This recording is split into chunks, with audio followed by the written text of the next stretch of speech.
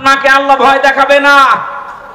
এই হাদিস দ্বারা বোঝা যায় যারা মানুষের সাথে সম্পর্ক নষ্ট করে তাদের ভেতরে অজানা একটা ভয় আল্লাহ তৈরি করে দেয়। কথা বলেন না কেন? এই যে আপনি পালিয়ে গেলেন, আপনি তো আত্মীয়তার সম্পর্কগুলো সব ছিন্ন করেছেন। অন্তত রংপুর বিভাগের মানুষেরা, এই বিভাগে যেহেতু আপনার শ্বশুর বাড়ি, এরা তো সব আপনার দেবর নাই শ্বশুর, এদেরকেও বলে গেলেন না? এই বিভাগের মানুষকে তো অন্তত বলে যাওয়ার দরকার ছিল যে আমার শ্বশুরের এলাকার লোক, এরা হয় আমার দেবর হবে না শ্বশুর হবে। এই দেবর শ্বশুর ভাসুর গুলো আজ আমার মনে হচ্ছে এতিম হয়ে গেছে। এদের সাথে রক্তের সম্পর্ক, এদের সাথে আত্মীয়তার সম্পর্ক, এদের সাথে আপনার রেহেমের সম্পর্ক, কারণ আপনার সন্তান ছেলে মেয়ে সব এই বিভাগ থেকে তৈরি হওয়া। কথা বলেন না কেন? বাংলাদেশের আরো 7টা বিভাগে আপনি না বলতে পারতেন, রংপুরে বলার দরকার ছিল, কিছুই বলেননি। এই জন্যই ভয়ে পালিয়েছেন, কারণ রক্তের সম্পর্ক যারা ঠিক রাখে না, আত্মীয়তার সম্পর্ক যাদের ঠিক নেই, তাদের ভেতরে একটা অজানা ভয় আল্লাহ তৈরি করে দেয়। 2 নাম্বারটা আরো কঠিন, তাহমিলুল কাল্লা। হে আমার স্বামী, ভয় পাবেন না, আপনি তো মানুষের বোঝা বহন করেন। মানুষের বোঝা হালকা করে দেন। কিসের বোঝা? কষ্টের বোঝা, দুঃখের বোঝা, ঋণের বোঝা। আপনি মানুষের বোঝা হালকা করেন, আপনি ভয় পান কেন? কি করে গেলেন আপনি? এই দেশে লক্ষ কোটি কোটি টাকা বাইরে পাচার করলেন, এখন এই দেশে কোটি কোটি টাকা মানুষের মাথার উপরে ঋণ। ঋণের বোঝা দিয়ে গেলেন আপনি। কত কষ্টের বোঝা দিয়েছেন। 2024 সালের 5 আগস্টে এই যে 2780 জন মানুষ, একটা হিসাব পেয়েছি সরকারি জরিপে, 2780 জন এখনো হাসপাতালের বেডে কাতরাচ্ছে। কারো হাত নেই, পা নেই, কারো চোখ নেই, অন্ডকোষ উড়ে গেছে।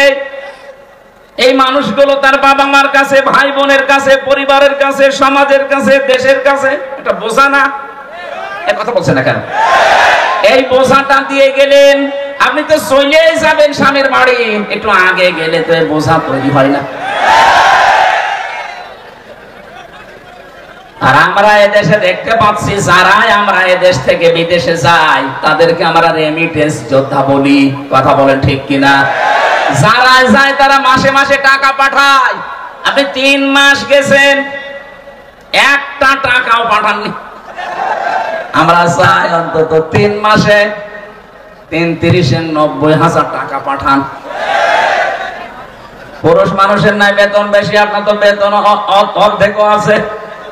3 মাসে আমরা 90,000 টাকা চাই। এই কথা বলেন না। যারা ঋণের বোঝা, কষ্টের বোঝা, দুঃখের বোঝা মানুষকে দিয়ে যায়, তাদেরকে অজানা ভয় আল্লাহ তৈরি করে দেয়। আরো বাকিগুলো তো বললাম না, এত কিছু যারা দিয়ে গেছেন, নবীজির উম্মতে শামিল হওয়া তাদের জন্য সম্ভব না।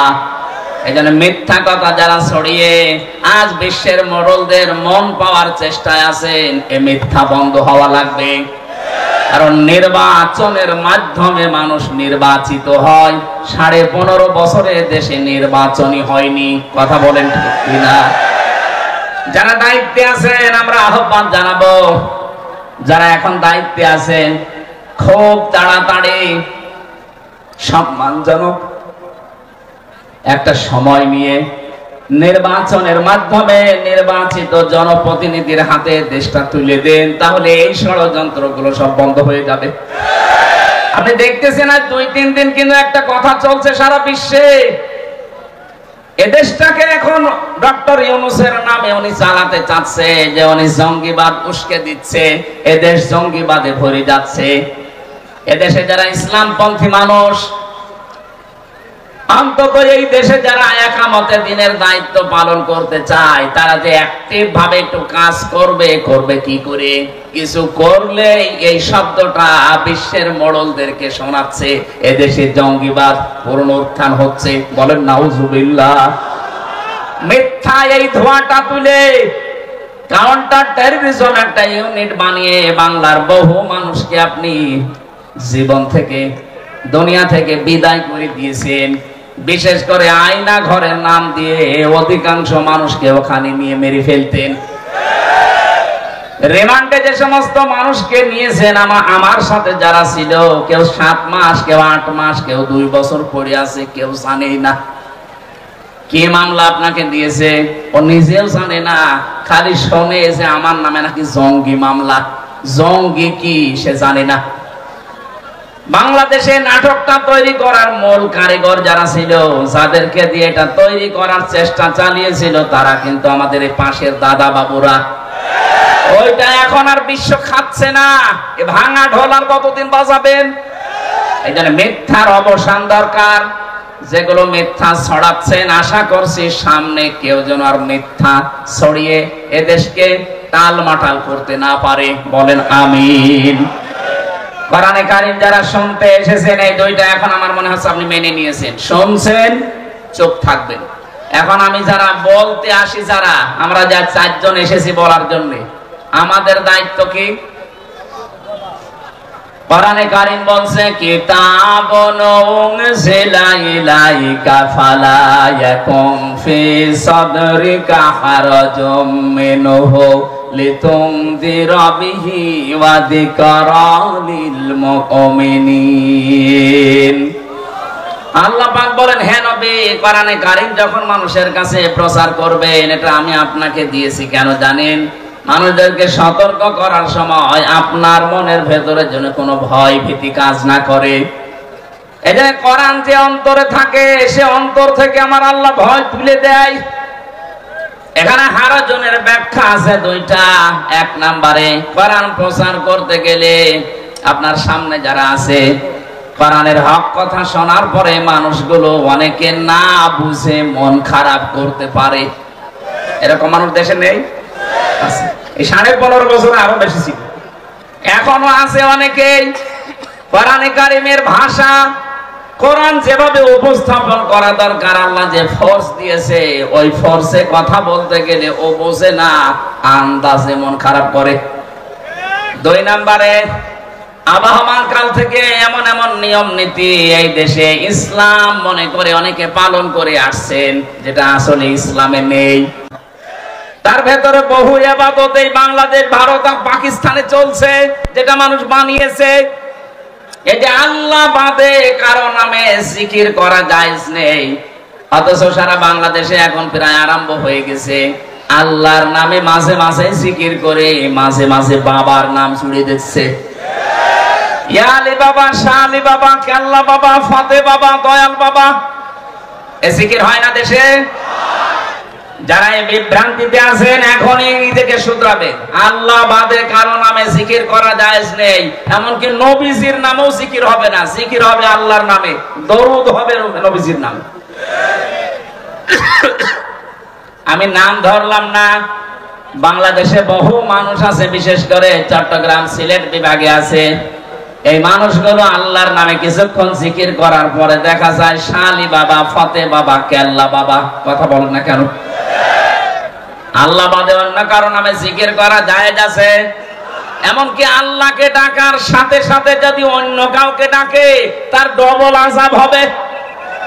সূরা ফুরকান 68 নম্বর আয়াতের প্রথমে আছে, ওয়াল্লাযীনা লা ইয়াদউনা মা'আল্লাহি ইলাহান আখার। আল্লাহ পাক বলেন, আমি আল্লাহকে ডাকে, আমার সাথে অন্য কাউকে যারা ডাকে, এরপরের আয়াতে আল্লাহ জবাব দিচ্ছেন, ইদাফ লাহুল আযাব, তাদের আযাব হবে ডবল। কয়টা? জিকির করে সওয়াব হওয়া দূরের কথা, আরো গুনাহ হয়ে যাচ্ছে। আজকে থেকে আমলটা সংশোধন করে নেবেন। আমি সহ যারা এসেছি, আল্লাহ আমাদেরকে আমলটা পুরো পাল্টানোর তৌফিক দেন। বলেন আমিন। দ্বিতীয় কথা হচ্ছে, এই বানানো ইবাদতগুলো যখন মানুষ বিভিন্ন ধান্দায় করতে থাকে, হে নবী, কোরআনে কারীমের প্রচার যদি আরম্ভ করেন, ওইগুলো টিকবে না। ওই বানানো ইবাদত যখন টিকবে না, ওই মানুষগুলো দেখবেন তখন আপনার প্রতি রাগ করবে, তেড়ে আসবে। وَإِذَا تُتْلَى عَلَيْهِمْ آيَاتُنَا بَيِّنَاتٍ تَعْرِفُ فِي وُجُوهِ الَّذِينَ كَفَرُوا الْمُنكَرَ। রব্বুল আলামিন সূরা হজের ভেতরে জানিয়েছেন, যখন আপনি কোরআনে কারীম তেলাওয়াত করে তাদেরকে বোঝাবেন স্পষ্ট দলিল আর প্রমাণ দিয়ে, নবী আপনি দেখতে পাবেন ওই মানুষগুলো রাগ করে আপনার দিকে চোখ মোটা করে গরম দিয়ে তেড়ে আসতেছে। আমরা এতদিন দেখেছি অনেক আলেমের কাছ থেকে মাইক পর্যন্ত এদেশে 15.5 বছরে কেড়ে নিয়েছে। ও আলেমরা কি বাবার কথা বলতো? কথা বলেন। বহু আলেমের কাছ থেকে আমি মাইক কেড়ে নিতে দেখেছি। বহু আলেমকে স্টেজে উঠতেই দেয়নি। এই কথা বলেন না কেন? 1500 বছর আগে কাফেরদের চরিত্র আল্লাহ যেটা বলেছিলেন, 1500 বছর পরে দেখলাম অনেকের সাথে এই চরিত্র মিলে যাচ্ছে। যার সাথে চরিত্র মিলবে তাকেও তো সেই নামে ডাকা লাগবে। কথা বলেন না কেন? ওই জামানায় যারা কোরআন প্রচারে বাধা দিত, তারা যদি কাফের হয়, এই 2024-এর আগ পর্যন্ত যারা কোরআনে কারিমে প্রচারে বাধা দিয়েছে, এরা কি আরো জোরে? কাফেরের সাথে আত্মীয়তা করা যায় যাচ্ছে? হ্যাঁ, তারা মরে গেলে কবরে দেওয়া যায় যাচ্ছে? জানাজা, এগুলো যদি আমরা একটু কড়াকড়ি করতে পারতাম, এদেশে বহু মানুষ পরিবর্তন হয়ে যেত। আর এইভাবে যদি বাবা শাহজালাল সব হালাল চলে, আগামীতে যারা চেয়ারে বসবে তারা দেখবেন ডবল সালেম হবে। কথা বলেন না কেন?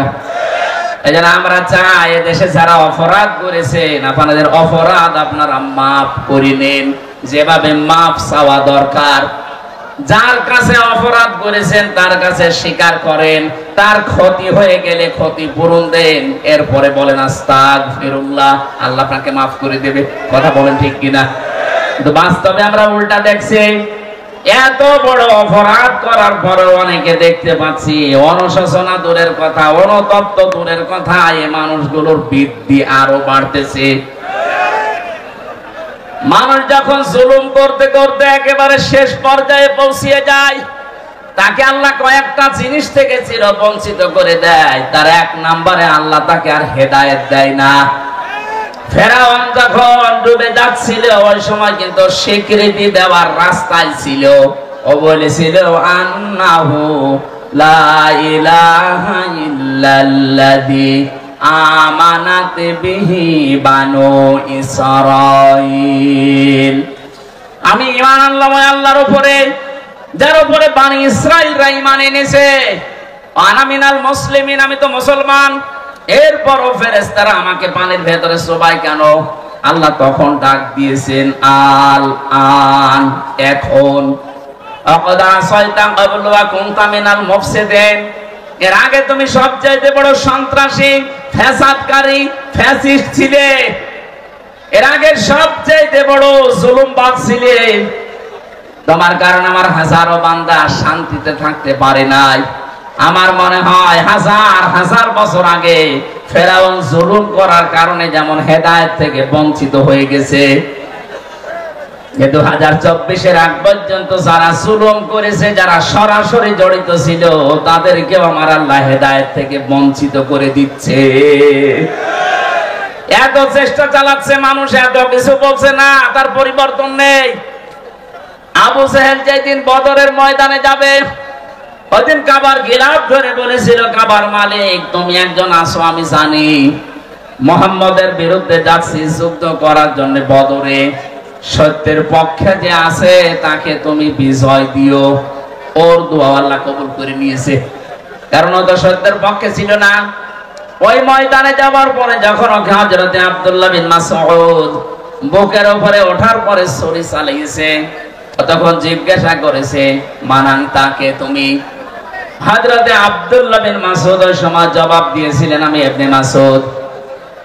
ওকে ডাক দিয়ে বলছে, দেখো তুমি আমার গলা যখন পোঁছ দেবে ছুরি দিয়ে একটু বড় করে কাটবে, কারণ মানুষ যেন দেখে বুঝতে পারে যে এটা নেতার মাথা। জোরে বলেন নাউজুবিল্লাহ। 1500 বছর আগে আবু জেহেল বিদায় নিয়েছে, কিন্তু তার প্রেতাত্মা এখনো পর্যন্ত বিভিন্ন দেশে ঘুরতেছে। এখনো অনেকে এত অপমান হওয়ার পরেও ওর দেখেন তেজ কমছে না। কথা বলে ঠিক কিনা? এতে কালামানিক কালকে দেখলাম কলার পাতায় আল্লাহ শুইয়েছে, বিসি উড়ে গেছে, লজ্জা আছে ওর, এরপর হাসতেছে। আমার তো মনে হচ্ছে ১৫০০ বছর আগের ইতিহাস পড়ার পরে আবু জেহেলের সাথে অনেকের জীবন মিলে যাচ্ছে। এই মানুষগুলোকে আল্লাহ হেদায়েত দেবে না, এই মানুষগুলোর অনুশোচনা নেই, অনুতপ্ত হওয়ার কোনো কিছু আমরা দেখতে পাচ্ছি না। কথা বলেন ঠিক কিনা? হাজারো নিরীহ মানুষকে বিচারের এই চেয়ারে বসে অবিচারের মাধ্যমে দুনিয়ার জীবন থেকে বিদায় দিয়েছে। কথা বলেন ঠিক কিনা? এই জন্য যারা জুলুম করেন, জুলুম থেকে যদি অব্যাহতি পেতে চান, আল্লাহর মামলার আসামি আপনি, যদি এই কেস থেকে মুক্ত হতে চান, যার কাছে অপরাধ করেছেন, জুলুম করেছেন, তার কাছে ক্ষমা চাবেন, আর তার ক্ষতি করে থাকলে ক্ষতিপূরণ দেবেন। কথা বলেন না কেন? আমার জীবন থেকে ৩টা বছর আপনি কেড়ে নিলেন, আমার বাবার লক্ষ লক্ষ টাকা আপনি হাতিয়ে নিয়েছেন এই মিথ্যা মামলার মাধ্যমে। আমি চাই আমার মামলার আয়ু থেকে একেবারে টপ টু বটন যারা জড়িত তারাও ৩ বছর জেলে থাকবে আমার মতো, আর আমাকে ওই লক্ষ লক্ষ টাকা ক্ষতিপূরণ ফিরিয়ে দেবে। নাই তো শুধু আস্তাগফিরুল্লাহ পড়বেন আর আপনার মাফ হয়ে যাবে। আমি কি ঘাস কাটছি? আমার মতো হাজারো হামজা এই কথা বলুন না কারো। এই জন্য আমরা আপনাকে বাঁচাতে চাই। আপনি এই বিভ্রান্তিতে পড়ে শুধু আস্তাগফিরুল্লাহ পড়ে চলে যাবেন না। অপরাধ যার কাছে স্বীকার করবেন তার কাছে। আরো জোরে বলেন। দিনের বেলা যদি লজ্জা করে রাতের বেলা যাবেন, যে বলবেন ভাই আমার ভুল হয়ে গেছে, যে কোনো কায়দায় আমি অপরাধ করেছিলাম, আমারে মাফ করে দেন। আরে 15.5 বছরে যে ক্ষতি আপনার করেছি আমি ক্ষতিপূরণ দিয়ে দিলাম, আপনি নেন।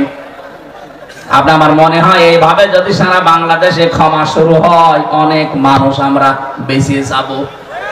আর আগামীতে যদি কাউ জেলে চেয়ারে বসতে চায়, তারা এই চিন্তা ভাবনা করে বসবে না, ভাই জুলুম করা যাবে না। কথা বলেন ঠিক কিনা? আল্লাহ আমাদেরকে বুঝ দেন, বলেন আমিন।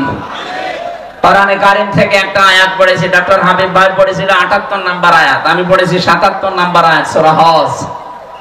আল্লাহ রাব্বুল আলামিন শুধু ঈমানদারকে এখানে ডাক দিয়েছেন, কোন বেঈমান আজকের আলোচনায় নেই।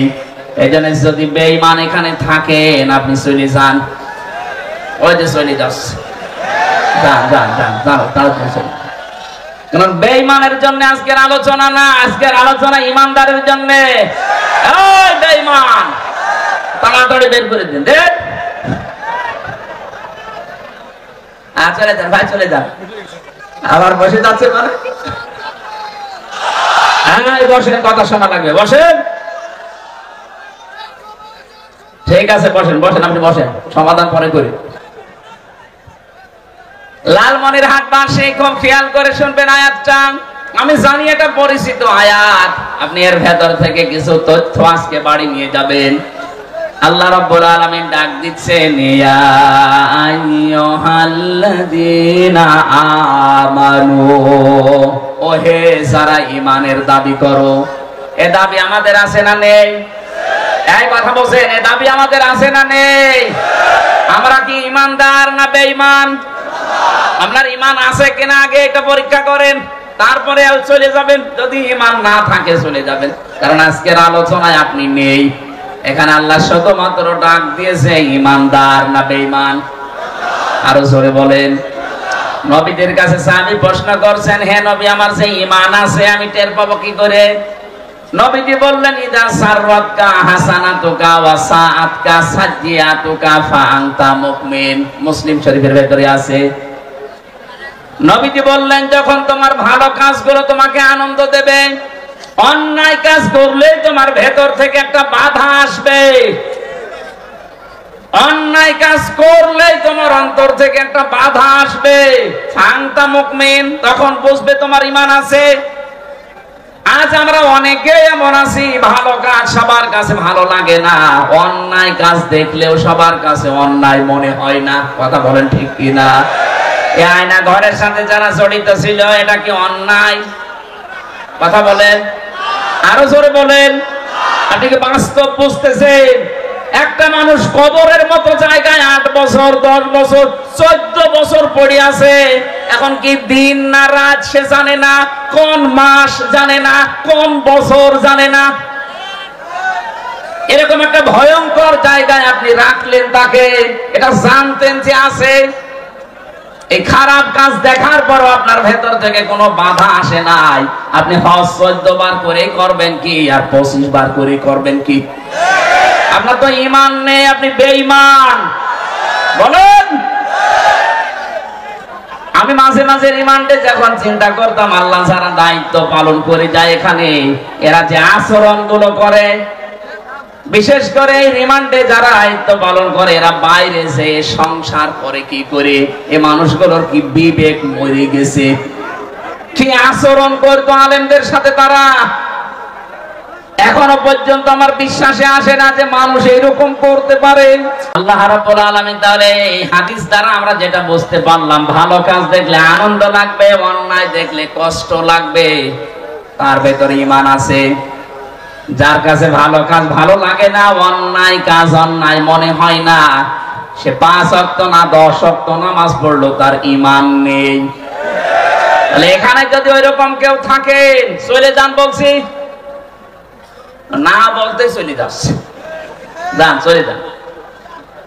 তাহলে ইমানদারকে আল্লাহ যখন ডাক দেন, 89 জায়গায় আছে আয়াতটা কোরআনে কারিমে। আল্লাহ রাব্বুল আলামিন যখন ইমানদারকে ডাকেন, তখন তার কুদরতের হাত এভাবে উঁচা করে ডাকেন, ইয়া আইয়ুহাল্লাযীনা আমানু। জোরে বলেন আল্লাহু আকবার। আল্লাহ এখানে 4টা আদেশ দিয়েছে। যদি সফল হতে চাও, জীবনে সফলতার স্বর্ণ শিখরে পৌঁছাতে চাও, প্রথম নাম্বারে জীবনে এই কাজটা করো, ইরকাউ, রুকু করো, অসজুদু, সিজদা করো। এই যে রুকু আর সিজদা শব্দ দুইটা শুনতে যত ছোট মনে হচ্ছে, প্র্যাকটিক্যাল লাইফে সেট করা অত সহজ না। এই যে রুকু সিজদা কি সহজ না কঠিন? না, আসলেই কঠিন কাজ। কোরআনে কারীম জানিয়েছে, ওয়া ইন্নাহা লাকাবীরাতুন ইল্লা আলাল খাশিঈন। এই যে রুকু সিজদার যে নামাজ, এই নামাজটা কিন্তু বড় কঠিন কাজ, ভারী কাজ। তাদের জন্য ভারী না যে মানুষগুলো আল্লাহকে ভয় করে। আল্লাযীনা ইয়াযুন্নুনা আন্নাহুম মুলাকু রাব্বিহিম ওয়া আন্নাহুম ইলাইহি রাজিউন। যারা এই বিশ্বাস করে যে কিয়ামতে আমাকে দাঁড়ানো লাগবে আল্লাহর সামনে, ফিরে যাওয়া লাগবে তার কাছে, আল্লাহর কাছে দাঁড়াতে গেলে সর্বপ্রথম হিসাব নেওয়া হবে রুকু সিজদার। কথা বলেন ঠিক কিনা? আউয়ালু মা ইউহাসাবু বিহিল আবদু ইয়াউমাল কিয়ামাতি সালাহ। কিয়ামতের সর্বপ্রথম আপনার হিসাব হবে কিসের? আরো জোরে বলেন। সাহাবারা এই কথা শোনার পরে তারা এত গুরুত্ব দিয়েছেন সালাতের, নামাজের। আমি একজন সাহাবীর জীবনী পড়েছি, হযরতে আব্দুল্লাহ আনসারী রাদিয়াল্লাহু তাআলা আনহু। এত গরিব মানুষ ছিল, নবীজি যেদিন বলেছিলেন যে জামাতে হাজির হয়ে নামাজ পড়ো, ওয়াকিমুস সালাতা ওয়া আতুজ যাকাতা ওয়ারকাউ মা'আর রাকিবিন। নামাজ কায়েম করো, সম্পদ থাকলে যাকাত দাও, আর রুকুকারীদের সাথে রুকু করো, তার মানে জামাতে হাজির হয়ে নামাজ পড়ো। সাহাবী এটা শোনার পরে ওই দিন থেকে তিনি বাস্তবে আয়াতটা সেট করেছিলেন। স্বামী স্ত্রীর মাত্র 2 জনের মিলে একখানা কাপড় ছিল, সতর ঢাকার মতো। স্ত্রীকে গর্তের ভেতরে রেখে উনি নামাজে যায়, নামাজ শেষ করে ফরজ তাড়াতাড়ি বাড়িতে চলে আসে। হযরত ওমর একদিন নালিশ দিলেন, হে রাসূল, এ আব্দুল্লাহ আনসারী এ মুনাফিক মনে হয়, কেন আসে সবার পেছনে, ফরজ নামাজ হয়ে গেলেই দৌড় দিয়ে চলে যায়। বিশ্ব নবী বললেন, না, আন্দাজে ধারণা করবা না, কারণ মানুষের মনের খবর জানে কে? আরো জোরে, আরো জোরে বলেন। বাংলাদেশে আমরা এখন অনেক বিষয় একটু গভীরে চিন্তা করলে দেখেন, যে মানুষগুলোকে আজ আকীদা খারাপ, আকীদা খারাপ, আকীদা খারাপ বলে এই যে 1000 বছর থেকে ফতোয়া দিয়ে আসতেছেন, আমার তো মনে হয় কমপক্ষে 70-80 বছর এই গুণগান চলছে এই দেশে। জিকিরটা আমাদের এই সমস্ত খুলনা, রাজশাহী, নওগাঁ, এই রংপুর, এই 3টা বিভাগে খুব কম, এগুলো চলছে বেশি সিলেট বিভাগে। এরা বড় বড় বিশাল বিশাল আয়োজন করে এরা মানুষের আকীদার ভুল ধরে, সামনাসামনি যেটা দেখা যায় ওইটার ভুল ধরে না। ছেলেটা স্কুলে যেতে চাচ্ছে না, মা জিজ্ঞাসা করছে কি হয়েছে, বলছে আমার গায়ে জ্বর। কই এদিকে আয়, গায়ে হাত দিয়ে দেখে না ঠান্ডা। ওর তো জ্বর নেই। বলছে মা জ্বর নেই তাতে কি,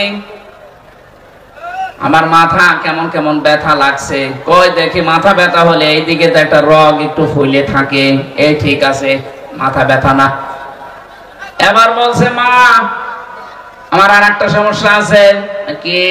আমার পেটের ভেতরে ব্যথা করছে। এমন একটা জায়গার নাম পড়েছে যেটা দেখানো যায় না। কথা বলে না কেন? আপনি আকীদা খারাপ, আকীদা খারাপ, আকীদা খারাপ জিকির করছেন এই কত বছর, এমন একটা জিনিসের নাম বলে যেটা দেখানো যায় না।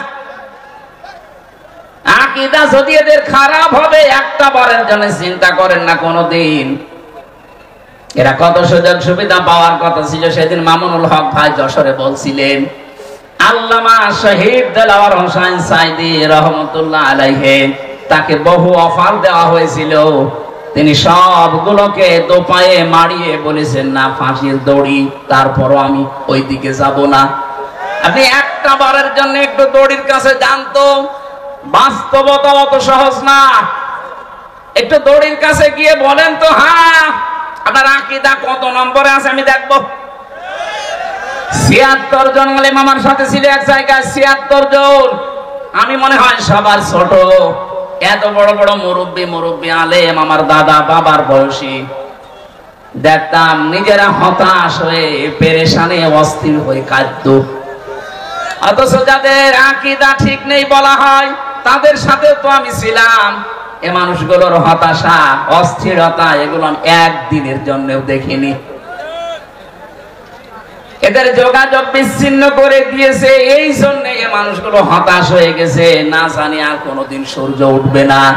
অথচ ওদের সব কিছু বিচ্ছিন্ন, এরপরও মানুষের ভেতরে আমি হতাশা পাইনি। নিজে পরীক্ষা করার জন্য বলেছিলাম, স্যার এখানে টাকা পয়সা খরচ করলে গোপনে ছোট মোবাইল পাওয়া যায় কারারক্ষীদের মাধ্যমে, এই নিয়ে দেই। কেন? আপনার ছেলে আছে, ছেলে তাতে কি? আপনার স্ত্রীর সাথে কথা বলে ওগুলো আমি আল্লাহর রাস্তায় দিয়ে এসেছি, আল্লাহ দেখবে। এ কথাটা ওই ময়দানে দাঁড়িয়ে বলা অত সহজ না যত সহজে হামজা এখন বলছে। ওই জায়গায় টিকে থাকা অত সহজ না। আজকের এই যে ডক্টর হাবিব ভাই, উনি ছেলে থাকাকালীন ওনার স্ত্রী আমাকে বলেছিল যে ওনার চাকরিটা নাকি চলে যাবে। আমি ভেতরে খোঁজ খবর নিয়েছিলাম কত শক্ত ওই সময় পর্যন্ত, তাও তো আমরা ওই মানের লোক না। এই পর্যায়ে থাকার বলে বলে যা কলেজের চাকরি চলে যা, কিন্তু যে রাস্তায় আছি এই রাস্তা থেকে আমি এক চুলও নড়তে রাজি না। আপনি কাকে বলেন আকীদা ঠিক নেই? এই মানুষকেই তো বলেন যে আকীদা ঠিক নেই। কি আকীদা আপনার? আপনার যে আকীদা আমি 9টা এখন আমার মোবাইলে আছে, এই আকীদা গুলো বিশ্বাস করলে তার ঈমান চলে যাওয়ার কথা। আর আপনি ওই আকীদা নিয়ে ফতোয়া দিচ্ছেন যে আপনাদের আকীদা ঠিক নেই। এটা আপনি এই মানুষগুলোর প্রতি জুলুম করছেন। বিবেকটা কাজে লাগাবেন। কি করেছেন ইসলামের জন্য? শুধু পেট আর জহম্মা বাদ দিলে কিছু নেই আপনার। যাদের বলেন আকীদা ঠিক নেই তারা কি করেনি? জীবন পর্যন্ত দিয়ে দিয়েছে। আমি নিচে নামলাম না তাই বলেন তো, আপনার বিবেকের কাছে প্রশ্ন করে কি করেছেন আপনি? ইসলামের নাম ভাঙিয়ে শুধু জহব্বা আর এই পেট বাদ দিলে আপনার আর কিচ্ছু থাকে না। আর যাদের বিরুদ্ধে এই অভিযোগগুলো নিয়ে আসেন যে ওদের আকীদা ঠিক নেই, ওদের আকীদা তো ওই আকীদা আমার আল্লাহকে আমার মনে হয় দেখে দেখে তারা বলেছিল ক্বালু রাব্বুনাল্লাহু সুম্মা ইসতাকামু তাতানাজ্জালু আলাইহিমুল মালাইকা। আমি যে হাদিসটা বলার জন্য পর্যন্ত এসেছিলাম, সাহাবী ডাক দিয়ে বলে, হে রাসূল আপনি একটু খোঁজ খবর নেন। তারপরেও নবীজি বললেন, ঠিক আছে, আন্দাজে ধারণা করবা না কারো উপরে, চলো যাই। আসরের নামাজ পড়ে বাড়িতে গেলেন, বাইরে দাঁড়িয়ে সালাম দিলেন, আসসালামু আলাইকুম ইয়া আহলাল বাইত। বাড়ির ভেতর থেকে কোনো আওয়াজ নেই। নবীজি 3 বার ডাক দিয়েছিলেন। তৃতীয়বার হযরতে আব্দুল্লাহ আনসারী কাঁপতে কাঁপতে বের হয়ে এসেছে। নবীজি ডাক দিয়ে বললেন, দেখো 3 বার ডাক দিলাম তোমাকে, তুমি তো ভালো করে জানো আমি নবী যদি তোমার উপরে নারাজ হয়ে যায় আল্লাহ তোমাকে জান্নাতে দেবে না। এই এখানে নড়াচড়া করবে না, পরে একবার মোনাজাত করে যাব না। হযরতে আব্দুল্লাহ আনসারী বলেছেন, হে রাসূল আমি দেরি করলাম কেন, আপনি আগে এইটা দেখেন। আমি স্বামী স্ত্রী 2 জনের কাপড় আছে অনেক, কিন্তু সতর ঢেকে নামাজ পড়ার মতো কাপড় মাত্র একটাই। আমি নিজে নামাজ জামাতে পড়বো, আর আমার স্ত্রী সন্তান নামাজ পড়বে না, জীবনও আমার মন মেনে নেয় না। এজন্য নামাজ জামাতে শেষ করার পরে আমি দৌড়ে বাড়িতে আসি। বাড়িতে যে গর্তের মতো আছে ছেঁড়া অল্প যে কাপড় ওগুলো পরে থাকা যায়, কিন্তু নামাজ আদায় করার মতো না। এসে আমার এই বড় পবিত্র কাপড়টা আমার স্ত্রীকে দিয়ে আমি নিজে ওই গর্তের ভেতরে আশ্রয় নেই। আপনি যখন প্রথম ডাক দিয়েছিলেন তখন আমার স্ত্রী নামাজে, দ্বিতীয় ডাক দিয়েছেন তখনও নামাজে, তৃতীয় ডাকে তাড়াতাড়ি স্ত্রী নামাজ শেষ করে গর্তের ভেতরে ঢুকেছে আর আমারে কাপড় দিয়েছে, এই যে আমি আপনার সামনে। নবীজি কেঁদে ফেললেন, জামাতে হাজির হওয়ার জন্য, নামাজ আদায় করার জন্য আমার এই উম্মতটা এত ব্যস্ত, এত স্যাক্রিফাইস করেছে। আমাদের তো জামার অভাব নেই। কি দোহাই দেবেন আপনি বলেন তো? কিয়ামতে যদি এই লোকটাকে আল্লাহ একদিকে দাঁড় করায় আর আমি হামজাকে আর একদিকে দাঁড় করিয়ে বলে 2 জনের বিচার হবে, এও তো নামাজি তুমিও নামাজি, চা খেতে খেতে আপনি আসরের নামাজের জামাত নষ্ট করেন, কথা বলেন। এমনকি অনেকে এখানে আছে 2 ওয়াক্ত পড়ে 3 ওয়াক্ত পড়ে না। না, একটা সাফ কথা শোনেন, যারা 5 ওয়াক্ত নামাজ পড়েন না আল্লাহর ভাষায় তারা কিন্তু মুসল্লি না। সূরা মাআরিজের ভেতরে আল্লাহ ফতোয়া দিচ্ছেন, ইল্লাল মুসাল্লিন আল্লাযীনা হুম আলা সালাতিহিম দাইমুন। আল্লাহ বলেন শুধুমাত্র মুসল্লি। মুসল্লি কারা জানো? যারা নিয়মিত নামাজি, যারা সর্বদা নামাজে নিয়মিত 5 ওয়াক্ত নামাজ যারা জীবনে ছাড়ে না, আল্লাহর ভাষায় তারা মুসল্লি। লালমনিরহাট বাসী আমরা অনেকে কিন্তু এখনো মুসল্লি হতে পারিনি। তার মানে কিয়ামতের সর্বপ্রথম যে প্রশ্ন, এই প্রশ্নে আমরা ধরা খেয়ে যাব। কথা বলেন না কেন? আজকে সিদ্ধান্ত নিয়ে যাওয়া লাগবে বাড়িতে, আজরাইল যতদিন না আসেন অন্তত যাই হোক ফরজ নামাজ আমি বাদ দেব না। কারা কারা রাজি আছেন দেখি? লিল্লাহে তাকবীর। দেখেন তো হাত তোলেনি কে? দেখেন, এ মাহফিল সাকসেস যদি কথা ঠিক রাখতে না পারেন, যদি ঠিক রাখতে পারেন সাকসেস হাত নামান। আর যদি আপনি আমাকে দেখার জন্য তোলেন আপনি কিন্তু ধরা খাবেন। আশা করছি মরণের আগ পর্যন্ত ফরজ নামাজ বাদ দেবেন না। কেউ যদি নামাজ বাদ দিয়ে দেয় আল্লাহ পাক বলেন আমি নিজে ওর দায়িত্ব ছেড়ে দেই। বলেন নাউজুবিল্লাহ।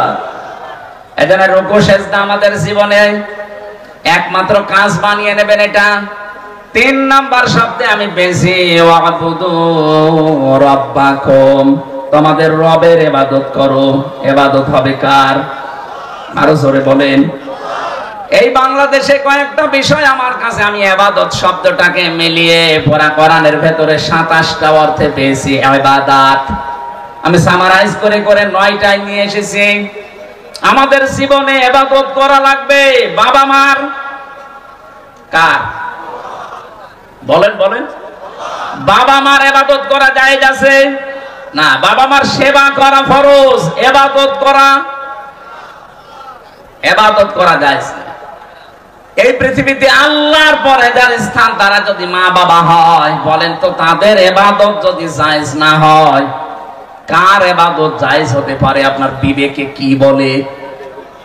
অথচ আজ আমরা দেখতে পাচ্ছি অনেকেই তাদের বাবার ইবাদতে ব্যস্ত ছিল। কথা বলেন না কেন? যেটা উপরে রাখা দরকার ওইটা উপরে না রেখে আপনি নিচে রাখেন।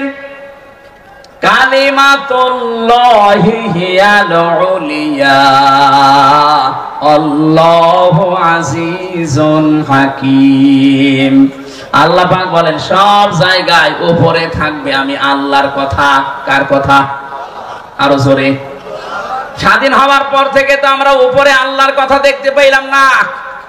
হয়তো কারো ছবি টাঙিয়ে রেখেছেন, কারো নাম দিয়ে রেখেছেন। কেন ওখানে আল্লাহু আকবার লা ইলাহা ইল্লাল্লাহ লিখে দেওয়া যায় না? আজকে প্রধান উপদেষ্টার নামের পেছনে, ওনার চেয়ারের পেছনে লেখা আছে লা ইলাহা ইল্লাল্লাহ। কি সুন্দর লাগছে দেখতে। আমরা তো এটাই চাই। এই কথা বলেন না কেন?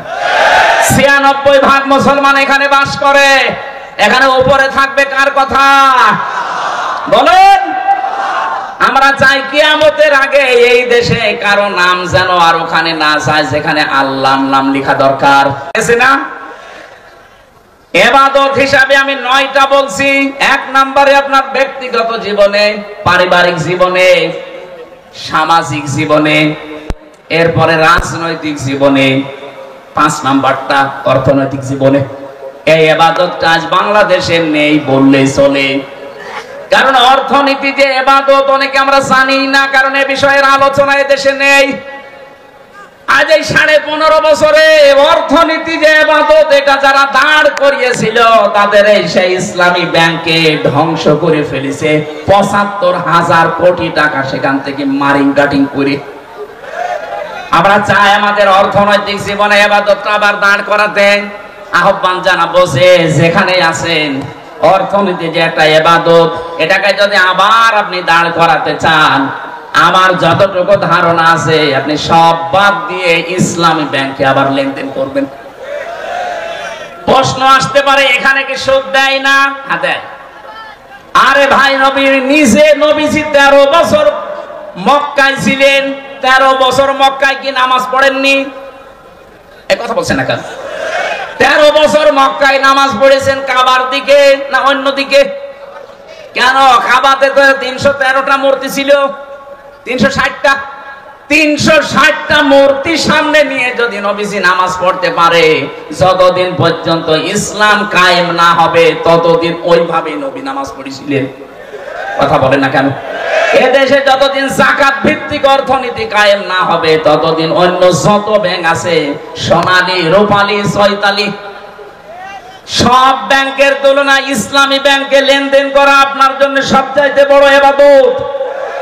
এটাকে দাঁড় করান আগে। এদের মূল থিওরি এইটা যে আমরা সুদ থেকে বাঁচতে চাই।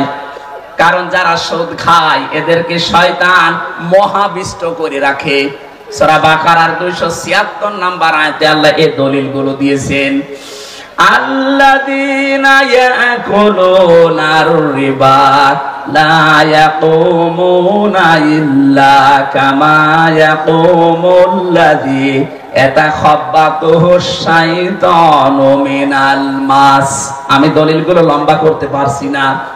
এই আয়াতগুলো থেকে প্রমাণ হয় সুদ যারা খাবে শয়তান তাদেরকে এমন ভাবে মোহবিষ্ট করে রাখে, স্পর্শ করে রাখে, কিয়ামতের দিনও তারা শিকলবদ্ধ হয়ে আল্লাহর সামনে অপমান অবস্থায় দাঁড়াবে। বলেন নাউজুবিল্লাহ। ৩-৪ আয়াত পরে আল্লাহ দলিল দিয়েছেন দুনিয়াতে যারা সুদের সাথে জড়িত থাকবে এই মানুষগুলো তাদের মায়ের সাথে জিনা করার গুনাহ করবে।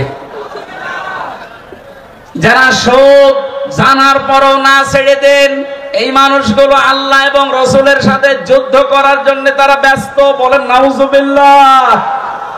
ইয়ামহাকুল্লাহুর রিবা ওয়া ইউরবিস সাদাকাত।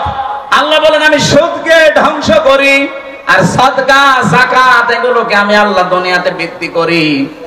আজ যারা অবৈধ ইনকামের মাধ্যমে সম্পদ জমা করেছিল, বাস্তব উদাহরণ ৫ তারিখে আমার আল্লাহ সব ধ্বংস করে দিয়েছে। ৮ কোটি, ১০ কোটি, ১২ কোটি টাকার গাড়ি রাস্তায় পড়ে আছে, মালিক নেই। এক কথা বলছে না কেন? এগুলোকে বৈধভাবে সব নিয়ে আসা, সব অবৈধ ইনকাম। এই জন্য অবৈধভাবে যারা উপায় করবেন সুদের, ঘুষের, বিভিন্ন হারাম ইনকাম দিয়ে এগুলো আপনাকে আল্লাহ রাখতে দেবে না, সব আপনার জীবদ্দশায় নষ্ট হয়ে যাবে।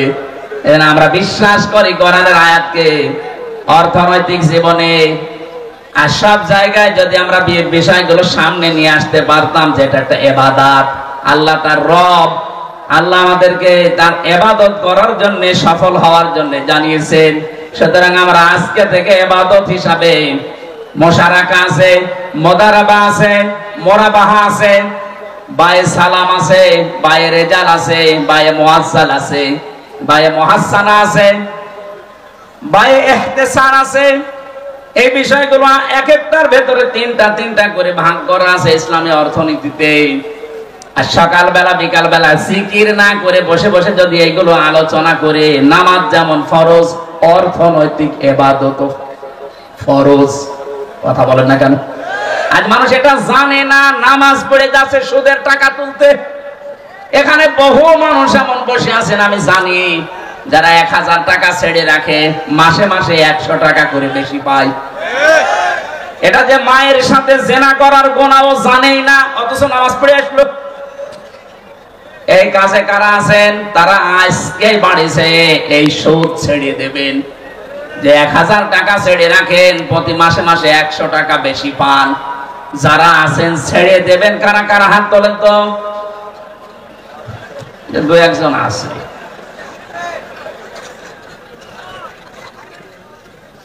মুশারাকা পার্টনারশিপ করে ব্যবসা করা, এটা ব্যাংকিং ব্যবস্থায় করছে ইসলামী ব্যাংক। মুদারাবা বিশ্ব নবী নিজে এটা করেছিলেন, হযরতে খাদিজাতুল কুবরা অর্থ দিয়েছিলেন, নবীজি শ্রম দিয়েছিলেন। আজ ইসলামী ব্যাংক যদি এভাবে করে, আপনার টাকা নিয়ে আপনি অর্থ দেবেন, তারা শ্রম দিয়ে যা লাভ হবে ওই লাভ আপনাকে দেবে, এটা জায়েজ আছে। হ্যাঁ, 100% মুক্ত হওয়া সম্ভব না ওই দিন পর্যন্ত, যতদিন পর্যন্ত বাংলাদেশে যাকাত ভিত্তিক অর্থনীতি রাষ্ট্রীয়ভাবে কায়েম না হয়। যখন রাষ্ট্রীয়ভাবে কায়েম হয়ে যাবে, তখন আর কাবা শরীফের ভেতরে 360টা মূর্তি থাকবে না। নবীজি নিজে ওগুলো ভেঙেছিলেন, আলীকে দিয়ে ভাঙিয়েছেন। পুরা পরিষ্কার করার পরে তিনি নামাজ পড়েছিলেন। কথা বলে ঠিক কিনা? আমাদের দেশে যতদিন যাকাত ভিত্তিক অর্থনীতি রাষ্ট্রীয়ভাবে কায়েম না হয়, ততদিন পর্যন্ত আপনি ইসলামী ব্যাংকে কারবার করেন। গুনাহ যদি হয় হোক, যারা দায়িত্বে আছে ওদের হবে, আপনার গুনাহ নেই। আফআলুল খায়রা, ভালো ভালো কাজ করবা। এই দুনিয়ায় যত ভালো কাজ আছে, সবচাইতে ভালো কাজ হচ্ছে ইয়াসআলুনাকা মাযা ইউনফিকুন কুল মা আনফাকতুম মিন খায়রিন ফালিল ওয়ালিদাইনি ওয়াল আকরাবিন। আল্লাহ পাক বলেন, মানুষ জিজ্ঞাসা করে টাকা পয়সা খরচ করব কোথায়? আপনি বলেন এই দুনিয়ায় ভালো ভালো কাজে খরচ করো। যত ভালো কাজ দুনিয়ায় আছে, এই 1 নাম্বার ভালো কাজ মা বাবার জন্য খরচ করা। এখানে আমাদের জীবনের ফরজ ভালো কাজ এইটা, কিন্তু যার যতটুকু সামর্থ্য আছে মা বাবার জন্য খরচ করবেন।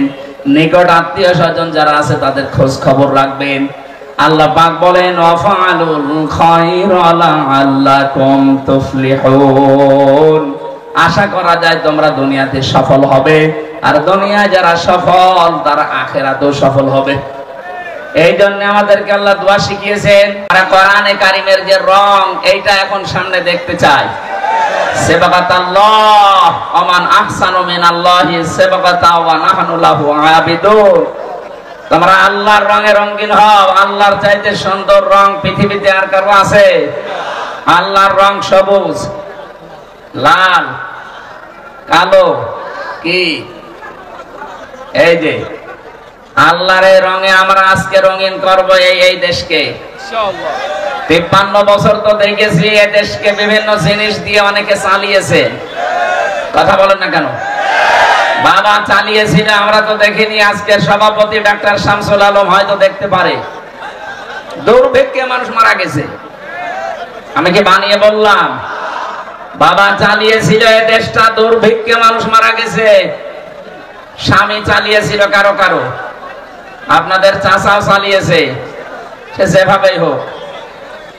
ভাবি চালিয়েছে, বউ চালিয়েছে। কথা বলে না কেন? যদিও বাবু এই ৮-৯ দিন ধরে একটা মিথ্যা কথা সারা বিশ্বের মডেলদেরকে শোনাচ্ছে যে আমি নির্বাচিত ছিলাম, আমাকে উৎখাত করা হয়েছে। এটা দাহা মিথ্যা কথা। আজকে ডক্টর হাবিব সাহেব পড়ছিলেন না হুয়াজি তাবাকুম, আল্লাহ পাক বলেন তিনি সে আল্লাহ যিনি তোমাদেরকে নির্বাচিত করেন। এই যে লক্ষ লক্ষ নবীর উম্মত থেকে উম্মতি মুহাম্মদী হিসাবে আল্লাহ আমাদেরকে নির্বাচিত করেছেন। নির্বাচিত করা লাগে যে পদ্ধতির মাধ্যমে, তার নাম নির্বাচন। তার নাম কি? আরো জোরে বলেন। এটা রেকর্ড হচ্ছে, গোয়েন্দারা বিভিন্ন জায়গায় আছে। আমি ওপেন বলছি 15.5 বছরে বাংলাদেশে কোন নির্বাচন হয়েছে? বলে কি মিথ্যা কথা, আপনি একটা হাসি মানুষ। হ্যাঁ, আপনি একটা হাসি মানুষ, এ কথা বলেন কি করে যে আমি নির্বাচিত ছিলাম? এই 15.5 বছর তো নির্বাচনই হয়নি। এক কথা বলেন না কেন? আপনি যদি ঘোড়াকেও জিজ্ঞাসা করেন এই 15.5 বছর যারা ছিল ওরা কি নির্বাচিত ছিল, ঘোড়াও হাসবে। কথা বললেন, শয়তান পর্যন্ত বিশ্বাস করে না। এক কথা বলেন না কেন? কারণ নির্বাচনের আগে আপনি 154 জন ডিক্লেয়ার দিয়েছেন, তার মানে নির্বাচন হয়নি। কথা বলেন না কেন? আর এর আগের বার একেবারে দিনের ভোট রাতে করে ফেলেছেন, তার মানে নির্বাচন হয়নি। দিনের ভোট যে রাতে হয়েছে বাংলাদেশে, এর প্রমাণ আমি নিজে। আমার সাথে এক ওসি ছিল জেলখানায়, উনি আমার এই ফাঁসির কন্ডেম ছেলে একদিন এসে বলছে হুজুর একটা তওবার কথা বলবো, দেখেন তো কেমন হয়। বলেন। আমি নির্বাচনে বাইরে ছিলাম, আমি রাত 12টার পর থেকে আমার যা আন্ডারে লোক আছে, বিশেষ করে এসআই, এএসআই আর কনস্টেবল আর হেলমেট বাহিনীর কিছু সদস্যকে নিলাম। আল্লাহর নামে ভোট কাটা আরম্ভ করলাম। হেলমেট বাহিনী এই শব্দটা আমি জোড়লাম, কারণ এরকম মানুষও সাথে ছিল। এক কথা বলেন না কেন? ওনার সাথে হয়তো এসআই, এএসআই, কনস্টেবল ছিল, পাশাপাশি 4 নাম্বার যার নাম বললাম এইটা ছিল সাথে। এটা এখন প্রমাণ হচ্ছে যে এরাও ছিল। এই জন্যই তো সরকার নিষিদ্ধ করে দিয়েছে। এদেরকে নিষিদ্ধ করার 100-র উপরে কারণ আছে, কিন্তু এদের বৈধতা দেওয়ার একটা কারণ আপনি দেখাতে পারবেন না। অনেকে এখন মায়া কান্না করছে, না এদের নিষিদ্ধ করা ঠিক হয়নি। এদেরকে নিষিদ্ধ করার জন্য বললাম 100 কারণ আমার কাছে আছে। তার 1 নাম্বার কারণ, ওরা এদেশে এখন হিন্দুদের নাম দিয়ে সামনে ব্যবসা করার চেষ্টায় আছে, অথচ হিন্দু মারার ক্ষেত্রে এরাই সর্ব আগে কাজ করেছে। আপনি বলেন এই যে বিশ্বজিৎকে যারা মেরেছে, ছাত্র শিবির মেরেছে, ছাত্র লীগ সে মেরেছে, সে আমার সাথে জেলে ছিল, শাওন, খুলনায় বাড়ি। অবশ্য হুজুর আমি যখন কপ দিচ্ছিলাম, ও আমারে বলছে ভাই আমি শিবির না, আমি হাফ হাতা না, আমি ফুল হাতা। তারপরও ছাড়ি নাই। ফুল হাতা বোঝেন? কিছুই বোঝেননি আপনারা, রংপুরের বিভাগের মানুষ, কিভাবে বুঝবেন? ঠিক আছে। ও বারবার বলেছিল যে ভাই আমি শিবির কি, আমি মুসলমানই না, আপনি আমার মারবেন না। এরপরও আমি তারে কোপ দিয়ে দুনিয়া থেকে বিদায় করে দিলাম। এরকম 100টা কারণ আছে আপনাকে নিষিদ্ধ করার মতো, কিন্তু বৈধতা দেওয়ার মতো একটা কারণও নেই। আপনি একটা বলেন যে এই কারণে তাদের বৈধতা দেওয়া যায়। যারা সেঞ্চুরি করে ধর্ষণের পরে মিষ্টি বিলাতে পারে, কোন মায়ের সন্তান তাদের বৈধতা দিতে পারে? তার বিবেকে কাজ করবে? ওটা যদি আপনার মেয়ের সাথে, আপনার বোনের সাথে হয়তো বলেন তো আপনি কি করতেন? জবাই করে ফেলতেন। এক কথা বলেন না কেন? তাও তো কম হয়ে গেছে যে নিষিদ্ধ করেছে, ওদেরকে অন্তত জবাই করা দরকার যা করেছে 15.5 বছর। জন্মলগ্ন থেকে শুরু করে এই 24 সালের 5 আগস্ট পর্যন্ত এখনো ষড়যন্ত্র থেমেনি ওদের। এখনো পর্যন্ত বলছে এই দিন দিন না, আরো দিন আছে। ওর ওই দিনের কাছে নিয়ে যাওয়া দরকার। কথা বলেন না কেন? একটা টাকলাকে গত কয়েকদিন আগে কোর্টের প্রাঙ্গণে দাঁড়িয়ে বলতে শুনলাম এজলাসে, বলছে বিচারপতি দিন দিন না, আরো দিন আছে। এখনো পর্যন্ত যদি এই কথা ওর মুখ দিয়ে বের হয়, ওর মাইল হয়েছে। বলেন এদেশে আলেম, এই যে আলেমদেরকে ধরার পরে হাতে বেড়ি শুধু দেয়নি, হাতে ডান হ্যান্ডকাপ লাগিয়ে নিয়ে যাবে না, মাথায় দড়ি টাঙিয়ে মনে হচ্ছে নিয়ে যাচ্ছে কাউকে গরুর মতো, কাউকে ছাগলের মতো। আমার মাথায় দড়ি বেঁধেছি। আর এখন যাদেরকে নিয়ে যাচ্ছে দেখা যাচ্ছে কি জামায় আদরে যাচ্ছে হাসতে হাসতে। না, এখানে কোন দুর্বিসন্ধি হচ্ছে। আমরা চাই আমাদের উপরে যা করেছেন তার 100 ভাগের 1 ভাগ অন্তত করেন। দেলাওয়ার হোসেন সাইদি, শফিকুল ইসলাম মাসুদ, এরা রিমান্ড থেকে বের হওয়ার পরে দাঁড়াতে পারে না, 3-4 জনের কাঁধে ভর করে যাওয়া লাগে। আর এরা রিমান্ড থেকে মনে হচ্ছে জামায় আদরে বের হচ্ছে। এই বৈষম্য দূর করার জন্য ছাত্র জনতা জীবন দেয়নি। কথা বলেন না কেন? এটা একটা বৈষম্য না? আমাদের সাথে কি করলেন, এদের সাথে কি করছে? আমরা চাই যা করেছেন তার অন্তত 100 ভাগের 1 ভাগ তাদের উপরে করেন। চেহারার দিকে তাকালে যেন অন্তত হাজী সেলিমের মতো একটু কান্নাকাটির ভাব দেখায়। আমি মামলার হাজিরা দিতে গিয়েছিলাম, শেষ মামলা, দেখলাম আল্লাহর ওলি হাজী সেলিম সাহেব কাঁদতেছে, শিশুর মতো হাউমাউ করে কাঁদে। অত আর নৌকা বলতে পারে না, কথা বন্ধ করে দিয়েছে আল্লাহ, বলো হৌকা। সম্মানিত ভাইরা, আমরা আইএমএ জাহিলিয়াত কিতাবে পড়েছি, ইতিহাসে পড়েছি। আমি জাহিলিয়াত 15.5 বছর দেখেছি।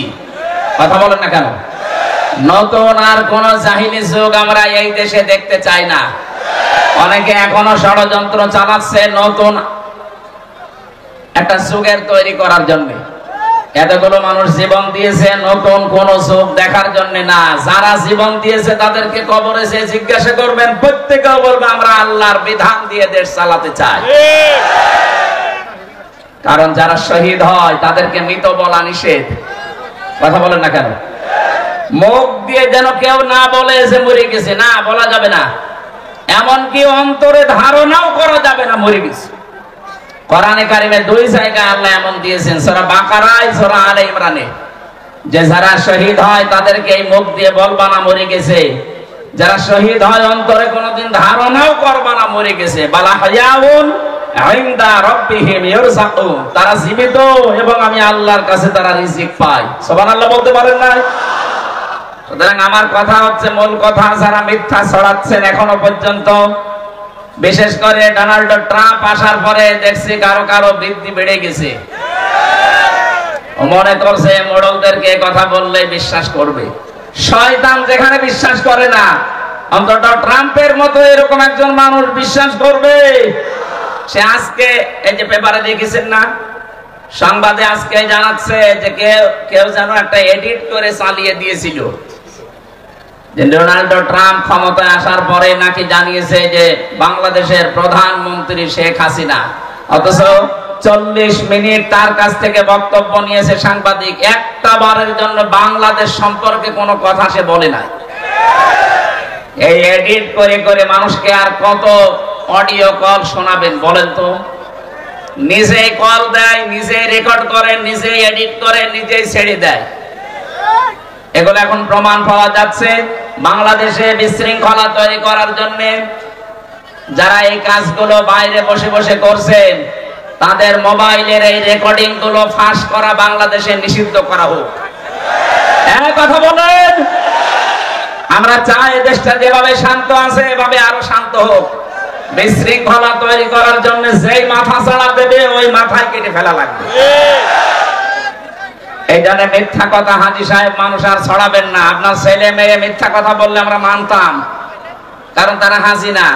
আপনি একটা হাজী, আমার আরাফাতের বোন, কথা বলছেন না কেন? আমার আরাফাতের ভাই ডক্টর হাবিব, আর উনি আমার আরাফাতের বোন। আমার বোন হয়ে মিথ্যা কথা বলবে, এটা মেনে নেওয়া যায় না? এটা করবেন না।